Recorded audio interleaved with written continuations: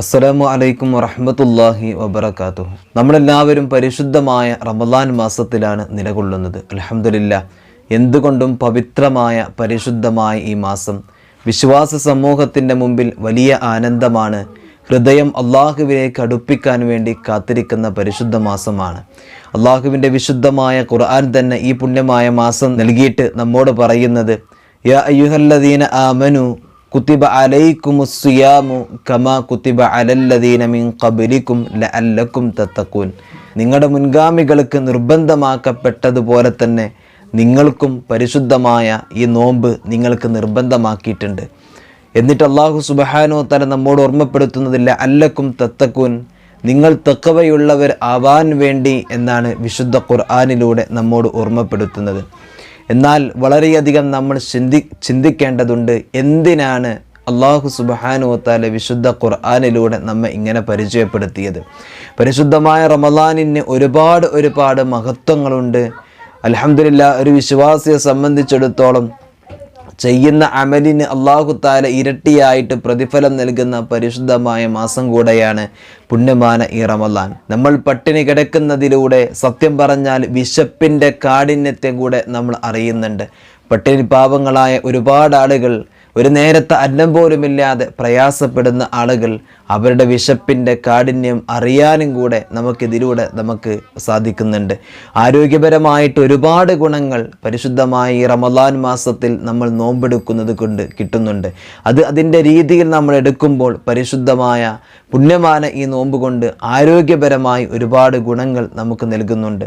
സത്യം പറഞ്ഞാൽ ഈ പരിശുദ്ധമായ ഈ നോമ്പിൻ്റെ മഹത്വം നമ്മൾ അറിയാതെ ചിന്തിച്ചു പോവുകയാണ്. നമ്മളെക്കായും കൂടുതൽ പരിശുദ്ധമായ ഈ നോമ്പിനെ അമുസ്ലിമീങ്ങളായ ആളുകൾ ഏറ്റെടുത്തുകൊണ്ടിരിക്കുന്നു എന്നതാണ് യാഥാർത്ഥ്യം. അവരിതിൻ്റെ ഒരുപാട് മഹത്വങ്ങൾ പറയുന്നത് കേൾക്കുമ്പോൾ നമ്മൾ അറിയാതെ അത്ഭുതപ്പെട്ടു പോവുകയാണ്.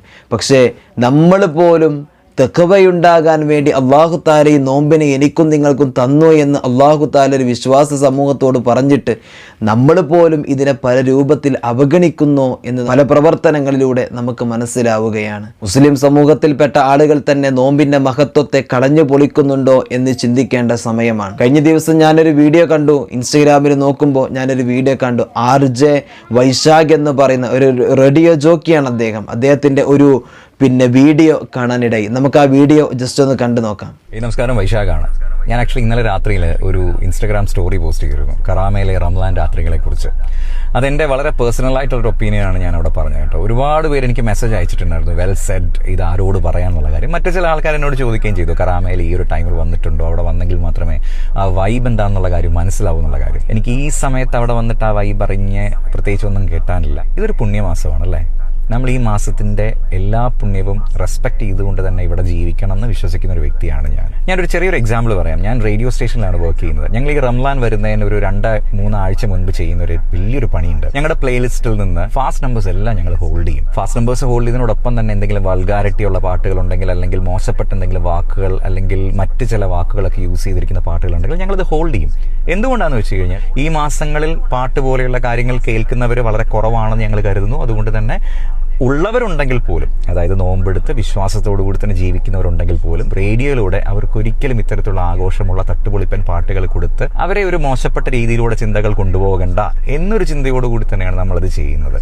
അത് ചെയ്യുന്നത് ഈ പുണ്യമാസത്തിനോടുള്ള ഞങ്ങളുടെ പൂർണ്ണമായ റെസ്പെക്ട് കൊണ്ട് തന്നെയാണ്. ഇപ്പം ആക്ച്വലി കറാമയിൽ വരുന്ന ഓരോരുത്തരും ഇതെന്ത് മാസമാണെന്ന് പോലും അറിയാതെയാണ് പലതും പെരുമാറുന്നതെന്ന് എനിക്ക് പല വീഡിയോസും കാണുമ്പോൾ തോന്നുകയാണ്.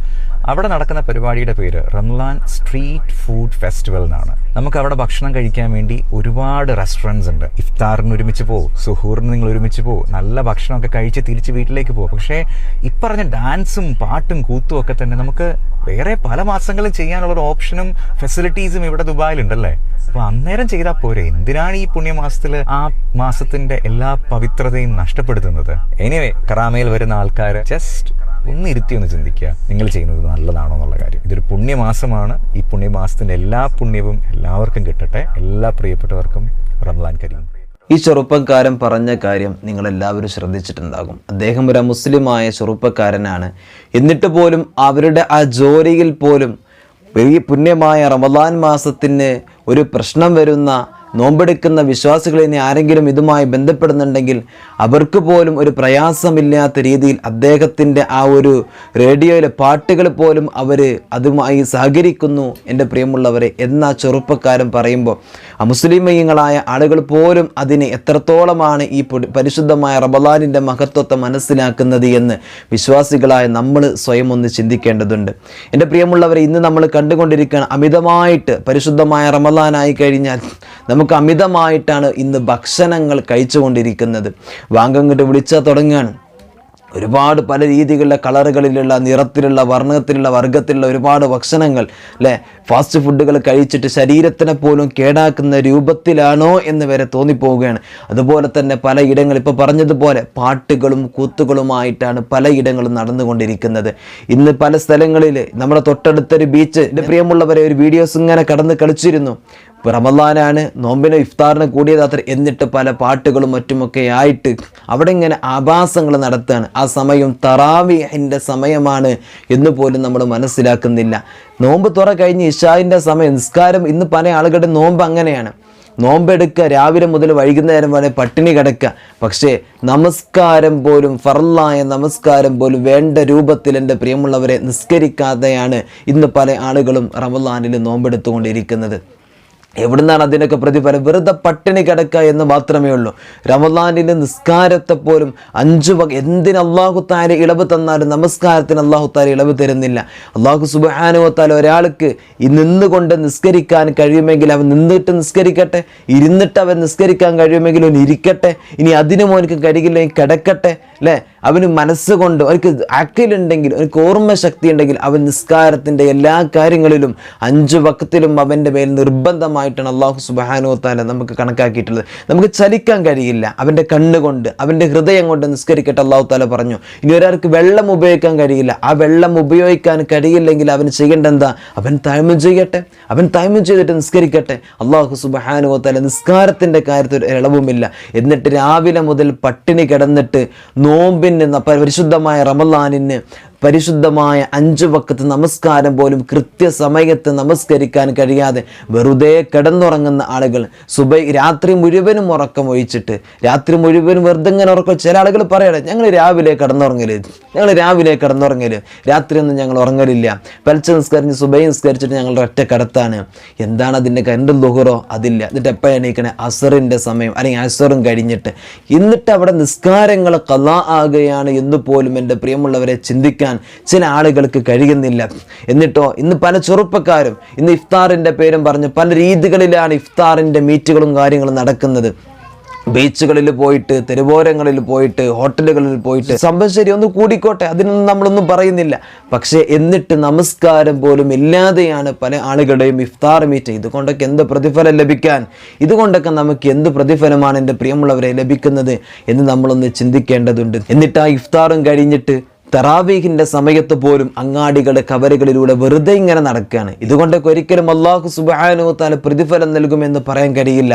ലഅല്ലക്കും തത്തഖൂൻ, നിങ്ങൾ തഖ്വയുള്ളവരാകാൻ, നന്മയുള്ളവരാകാൻ, അതിന് വേണ്ടിയിട്ടാണ് അല്ലാഹു സുബ്ഹാനഹു വ തആല നിങ്ങൾക്ക് നോമ്പ് നിർബന്ധമാക്കിയിട്ടുള്ളത് എന്ന് വിശുദ്ധമായ ഖുർആനിലൂടെ എന്നെയും നിങ്ങളുടെയും ഓർമ്മപ്പെടുത്തുമ്പോൾ അത് അല്ലാഹു തആല വെറുതെ പറയുന്നതല്ല, നമുക്ക് വെറുതെ അതുകൊണ്ട് കളിക്കാനുള്ളതല്ല എന്ന് നമ്മൾ മനസ്സിലാക്കണം. ഭക്ഷണത്തിൻ്റെ കാര്യം അതുപോലെ വളരെയധികം നമ്മൾ ശ്രദ്ധിക്കണം. നബി സല്ലല്ലാഹു അലൈഹി വസല്ലം തങ്ങളുടെ മുമ്പിലേക്ക് എത്യോപ്യയിൽ നിന്ന് ഒരുപാട് വൈദ്യന്മാർ ഒരിക്കൽ കടന്നു വരികയാണ്. ഒരുപാട് ദിവസത്തോളം അവർ അള്ളാഹിൻ്റെ റസൂൽ സല്ലല്ലാഹു അലൈഹി വസല്ലം തങ്ങളുടെ അറേബ്യൻ നാട്ടിൽ ജീവിച്ചിട്ട് ഒരാൾ പോലും എൻ്റെ പ്രിയമുള്ളവരെ അവിടെ നിന്ന് രോഗമുണ്ട് എന്ന് പറഞ്ഞിട്ട് കടന്നു വന്നിട്ടില്ല. അവരിങ്ങനെ വെറുതെ വന്നിരിക്കുന്ന പോലെ റസൂലുള്ളാഹി സ്വല്ലല്ലാഹു അലൈഹി വസല്ലം തങ്ങളുടെ അടുത്ത് വന്നിട്ട് ഈ വൈദ്യന്മാർ ചോദിക്കുകയാണ്, എന്താണ് നിങ്ങളുടെ ഈ സ്വഹാബികൾക്കൊന്നും രോഗമില്ലേ, ഞങ്ങളുടെ അടുത്തേക്കൊന്നും വരുന്നില്ലല്ലോ എന്ന് പരാതി പറഞ്ഞപ്പോൾ മുത്തുനബി സല്ലല്ലാഹു അലൈഹി വസല്ലം തങ്ങൾ പറഞ്ഞു കൊടുത്തത്, എൻ്റെ സ്വഹാബത്ത് ഇന്ന് ഭക്ഷണം കഴിച്ചാൽ നാളെ അവർക്ക് നോമ്പാണ്. പിന്നെ അവർ പിറ്റേ ദിവസം എന്തെങ്കിലും വല്ല കാര്യക്കെതിരെ പിറ്റേ ദിവസം അവർക്ക് നോമ്പാണ്. ഈ രീതിയാണ് റസൂൽ സല്ലല്ലാഹു അലൈഹി വസല്ലം പഠിപ്പിച്ചത്. അവിടെ കൊണ്ട് രോഗങ്ങളില്ല. ഇന്ന് നോക്കൂ, മനുഷ്യന് കൊളസ്ട്രോൾ, ഷുഗർ, പ്രഷർ, ക്യാൻസറുകൾ, ട്യൂമറുകൾ തുടങ്ങി എന്തൊക്കെ രോഗങ്ങളാണ് സത്യം പറഞ്ഞാൽ ഇന്ന് വന്നുകൊണ്ടിരിക്കുന്നത്. ഒരുപാട് സ്ത്രീ രോഗങ്ങൾ അല്ലേ, പഴയ കാലത്ത് പോലും കാണാത്ത ഒരുപാട് 10, 17, 18 വയസ്സാകുമ്പോഴത്തേക്ക് കുട്ടികൾക്കൊക്കെ രോഗങ്ങൾ. എല്ലാം ഭക്ഷണത്തിൻ്റെ മാറ്റങ്ങളാണ്. സത്യം പറഞ്ഞാൽ വളരെയധികം ചിന്തിക്കേണ്ട വിഷയങ്ങളാണ് എൻ്റെ പ്രിയമുള്ളവരെ. ഇന്ന് നോമ്പെടുത്താൽ നമ്മൾ പറയും ആരോഗ്യത്തിന് ഗുണമാണ്. പക്ഷേ നമ്മൾ വൈകുന്നേരമായ പല ഫാസ്റ്റ് ഫുഡുകൾ കഴിച്ചിട്ട്, പൊരിച്ചതും കരിച്ചതും കഴിച്ചിട്ട് ശരീരത്തിനുള്ള ആരോഗ്യകരമായിട്ടുള്ള രീതിയിൽ പ്രവർത്തിക്കേണ്ട സമയത്ത് അനാരോഗ്യമായ രീതിയിലാണ് ഇന്ന് നമ്മുടെ ശരീരം ഭക്ഷണങ്ങൾ കഴിച്ചിട്ട് നമ്മുടെ ശരീരം ആയിക്കൊണ്ടിരിക്കുന്നത്. വളരെയധികം ശ്രദ്ധിക്കേണ്ടതാണ് എൻ്റെ പ്രിയമുള്ളവരെ. ഈ ആരോഗ്യ ഗുണങ്ങളും ഈ നേട്ടങ്ങളും ഒക്കെ കിട്ടുന്നത് ഭക്ഷണത്തെ ക്രമീകരിക്കുന്ന ആളുകൾക്ക് മാത്രമാണ് എന്ന് നമ്മളൊന്ന് ചിന്തിക്കുക. നമ്മുടെ കാരണങ്ങളെ കൊണ്ട് പരിശുദ്ധമായി ഈ റമദാനിന് ഒരാളും തന്നെ ഭംഗം വരുത്തുന്ന, മോശത്തരം പറയുന്ന സാഹചര്യങ്ങൾ ഇല്ലാതിരിക്കാൻ വേണ്ടി ഞാനും നിങ്ങളും ശ്രദ്ധിക്കണം. അള്ളാഹു സുബ്ഹാനഹു തആല തൗഫീഖ് നൽകട്ടെ. മുസ്ലിം എന്നത് പേര് കൊണ്ട് മാത്രം നമുക്ക് പറയാൻ കഴിയില്ല. അതിനനുസരിച്ചുള്ള പ്രവർത്തനങ്ങളും കൂടെ ഉണ്ടാകുമ്പോഴേ യഥാർത്ഥ ഒരു മുസ്ലിം എന്ന് പറയാൻ എനിക്കും നിങ്ങൾക്കും കഴിയുകയുള്ളൂ. അള്ളാഹു സുബ്ഹാനഹു തആല ഈമാൻ നൽകി അനുഗ്രഹിക്കട്ടെ. പരിശുദ്ധമായ റമദാൻ നമുക്ക് എന്തുകൊണ്ടും അനുഗ്രഹമാണ്. ഇൻഷാ അള്ളാഹ് അതിനനുസരിച്ച് നമ്മുടെ ജീവിതത്തെ, നമ്മുടെ സമയത്തെ നമ്മൾ ക്രമീകരിക്കുക. റമദാൻ എന്ന് പറഞ്ഞാൽ ഇത് അള്ളാഹു തആല തന്ന, ഒരു വിശ്വാസിക്ക് തന്ന ഏറ്റവും വലിയ അനുഗ്രഹമാണ്. ഇത് വളരെ പെട്ടെന്നാണ് കടന്നു പോകുന്നത്. ഇന്ന് 18ൻ്റെ ദിനം കഴിഞ്ഞു, ഇനി 19ലേക്ക് നമ്മൾ കിടക്കുകയാണ്. വളരെ പെട്ടെന്നാണ് റമദാൻ കടന്നു പോകുന്നത്. അതുകൊണ്ട് വേണ്ടതുപോലെ ഉപയോഗപ്പെടുത്തണം. ഒന്നാലോചിച്ച് നോക്കൂ, ഇത്രയും ദിവസം വളരെ വേഗത്തിൽ ഇങ്ങനെ സഞ്ചരിച്ചു കൊണ്ടിരിക്കുക, നമ്മൾ പോലും ചിന്തിക്കാൻ കഴിയാത്തതുപോലെ അല്ലേ, ആ രൂപത്തിലാണ് കടന്നു പോകുന്നത്.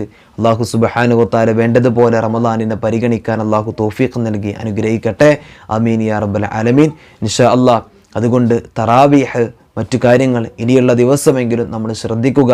അള്ളാഹു സുബ്ഹാനഹു തആല തൗഫീഖ് നൽകട്ടെ.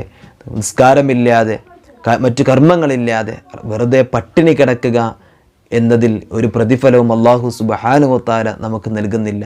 അതിൻ്റെ കൂടെ ഈ കാര്യങ്ങളും കൂടെ, നമസ്കാരം കൂടെ, നിർബന്ധമാക്കപ്പെട്ട കാര്യങ്ങളും കൂടെ നമ്മൾ ചെയ്യണം. അള്ളാഹു തആല തൗഫീഖ് നൽകട്ടെ. അസ്സലാമു അലൈക്കും വറഹ്മത്തുള്ളാഹി വബറകാതുഹു.